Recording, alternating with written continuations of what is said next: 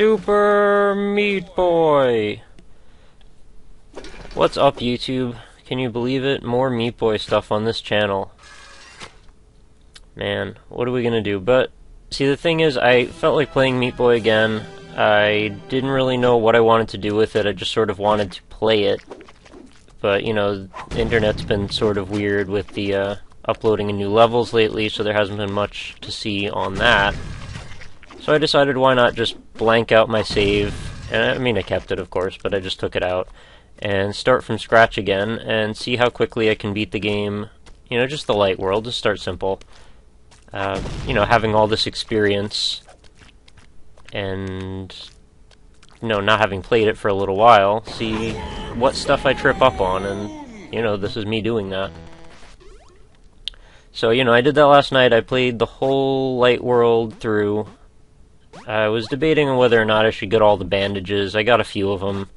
Eventually it got to be where I was dying a few times on the later levels, and I sort of stopped pursuing warp zones and bandages quite so aggressively as I was at the beginning. But as you would expect, the beginning levels were pretty smooth sailing. There wasn't too much trouble there. I mean, for Christ's sake, I've played the game for like 200 hours now, so I should be decent at it. And, you know, I thought just it would complement the rest of my YouTube collection of all my Meat Boy levels to have a proper, well, if not proper, at least decent run-through of the damn game on my channel. It's brought me so many hours of enjoyment that it just needs to be celebrated a couple times, and it's almost been, what, a year and a half since the game came out, and it's still ever as enjoyable as it has been when it was new.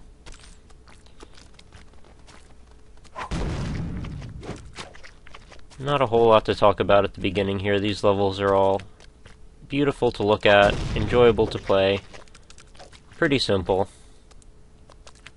Having spent all this time working on levels in them, when you go back and actually look at the work that Edmund did with the layouts on this, it's a lot more impressive than it was the first time you played through the game.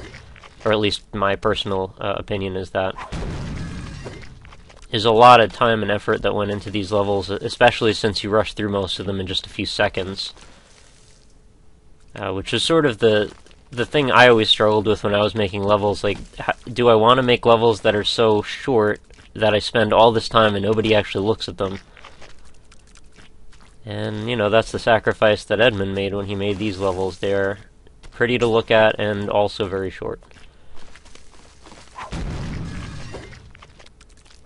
And again, I just can't get over how well the game is balanced. Like, the difficulty progression is really right on. This level always seemed a little odd to me in terms of art style. It's the only one that stands out that's this bright of a color. Not that it looks bad or anything, it looks fine. It's just very, very red, or red or orange.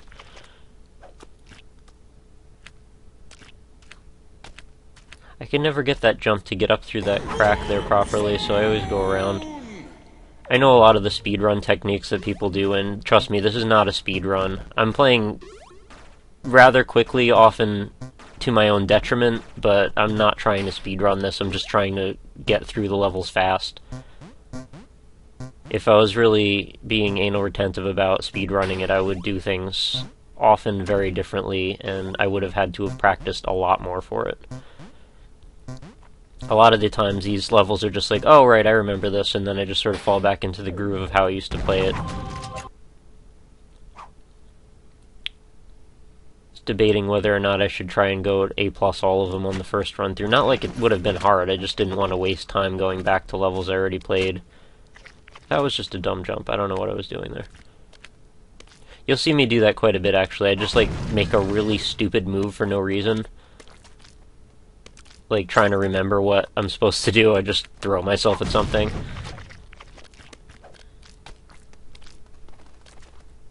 I actually very much enjoyed the forest chapter. I think it was one of my favorites, if only because you could run through all the levels so quickly. The dexterity, I mean, it was required to a certain extent, but you felt like such a ninja when you sort of mastered the simple concepts that were presented at this point in the game. I mean, you feel like more of a ninja when you master harder concepts, but this is like, it's kind of foolproof. There's not so many places to die that every single jump you have to worry as much.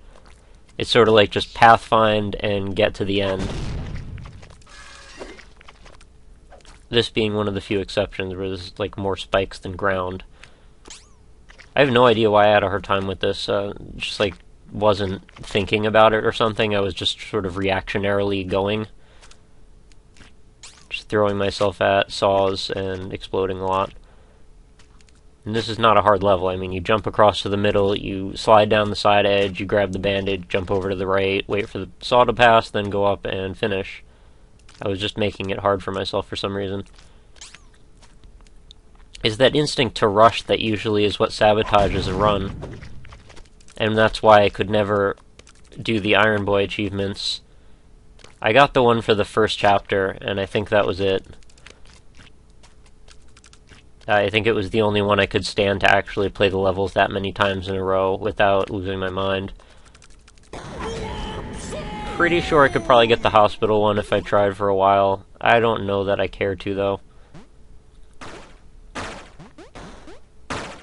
I also like the warp zones in this one. They're very simple and just it's sort of fun to just see the art styles change.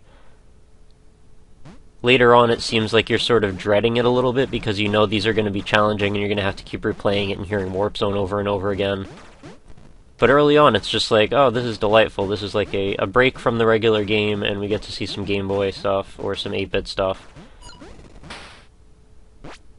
And I think right alongside with the dexterity required to play the game, there's sort of this inherent joy that comes from seeing graphics like this. At least I feel that way. And there's a lot of just sort of visceral reactions that you get from playing this game. And they don't really go away either. I feel just as excited by it as I did when I first started it. And it's such a massive game, too. I imagine if I were to do this, like a full 100% Let's Play of every level, every warp zone, every bandage, it would probably take me several weeks at least if I did it, you know, for an hour every day or so. Not because it would be so hard. I mean, there are some hard parts, of course. Unlocking the kid for this would be my third time would still probably take a couple hundred deaths. Maybe more, depending on if I'm, you know, feeling good that day. Or not. But yeah, just it would be pretty crazy, and, you know, having played the game for this many hours, it seems amazing that it could still be that hard, but it is. Maybe I just suck at it or something. And that's entirely possible that that is the case, but I don't know. I feel like I'm decent. Again, I'm not a speedrunner, but I can get through stuff. I can get through a lot of pretty tricky jumping puzzles, and I've made a lot of pretty tricky jumping puzzles myself.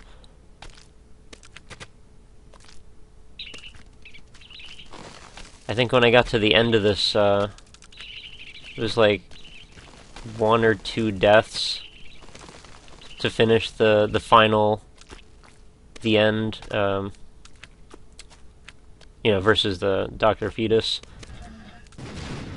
And not just the first scrolling part, but the return with Bandage Girl on the back. I'm not sure, maybe I died once or twice, I can't remember which. I thought that was a pretty damn hard level when I started. But, you know, things change. Gamers mature. And thanks for watching. I'll see you back for Chapter 2.